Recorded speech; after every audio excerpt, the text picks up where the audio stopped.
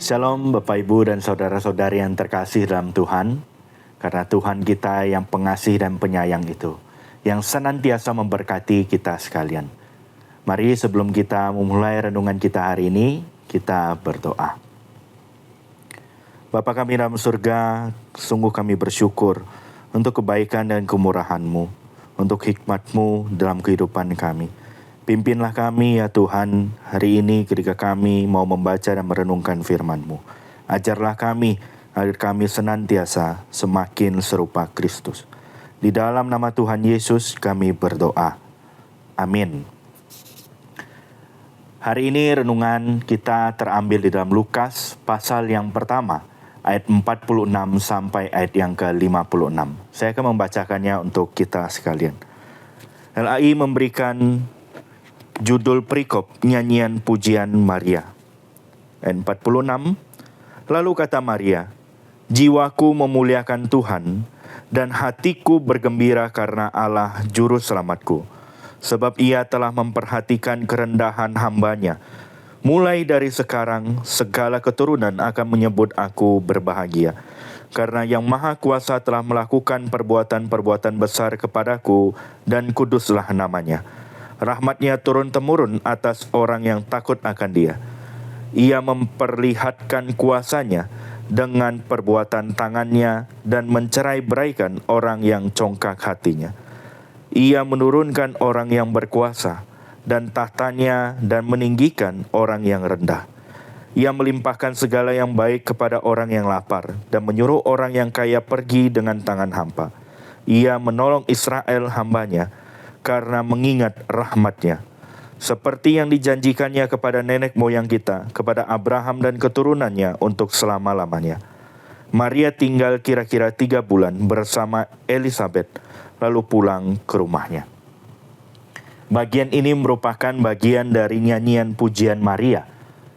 Keadaan Maria memang amat berat ketika saat itu. Dia mendapatkan berita dari utusan Tuhan, yaitu malaikat Gabriel, kalau dia akan hamil sedangkan dirinya belum menikah. Namun ketika di tengah itu semua dia tetap bisa bersuka-cita, bergembira dan berbahagia.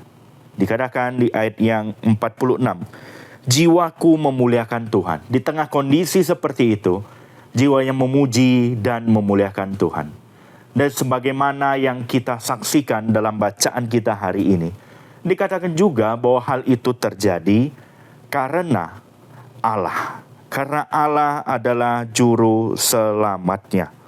Dan hatiku bergembira karena Allah juru selamatku. Itu yang dikatakan oleh Maria. Karena Tuhan, Allah itu tetap memperhatikan kerendahan Dia. Meskipun Maria ini adalah seorang hamba, dia selalu menempatkan dirinya bahwa aku adalah hamba-Nya Tuhan.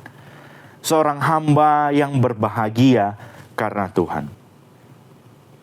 Walaupun demikian, dia bukanlah seorang wanita yang sombong. Ia percaya kepada kebijaksanaan Allah. Tetapi ia menganggap pemilihannya sebagai suatu keagungan bagi Maria. Dia tidak menganggap bahwa ketika dia dipilih menjadi hamba-Nya Tuhan, ketika dia pilih untuk menjadi seorang ibu yang akan melahirkan juru selamat, dia tidak menganggap dirinya lebih tinggi, lebih baik daripada yang lain. Sebaliknya, dia melihat bahwa ini adalah anugerah.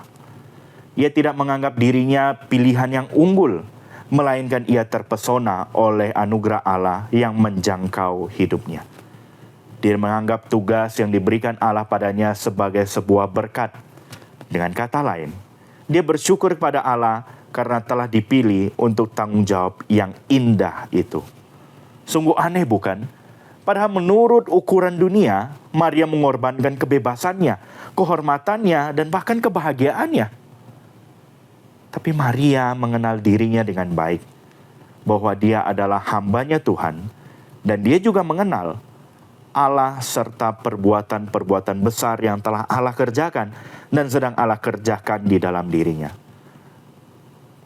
Kerendahan hati tumbuh melalui interaksi yang jujur dengan firman Allah. Di dalam kitab suci tentunya.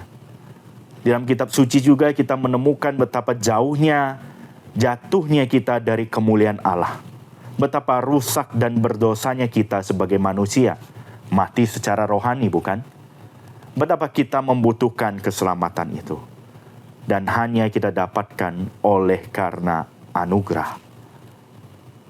Sama seperti Maria yang menyadari bahwa semua yang ada dalam hidupnya semata oleh karena anugerah, bukan karena hebat kuatnya. Kiranya kita juga kembali boleh mengingat hari ini, semua yang kita miliki dalam hidup kita, kekuasaan, materi, pengaruh, itu semua berasal dari Allah. Seperti Maria juga yang mengerti bahwa dia adalah hambanya Tuhan. Kira kita juga menyadari bahwa kita adalah hambanya Tuhan, yang tugasnya adalah melakukan segala yang berkenan di hadapannya. Kiranya Tuhan memampukan kita untuk serupa Kristus. Mari kita berdoa. Bapa dalam surga, mengucap syukur untuk firman-Mu yang boleh berbicara kepada kami. Mengingatkan kami adalah hamba-hamba-Mu. Mampukan kami ya Tuhan sebagai hamba yang baik, kami boleh melakukan segala yang berkenan di hadapan-Mu. Mampukan kami dalam kehidupan kami, hari demi hari, semakin serupa Kristus. Di dalam nama Tuhan Yesus kami berdoa. Amin. Tuhan Yesus memberkati.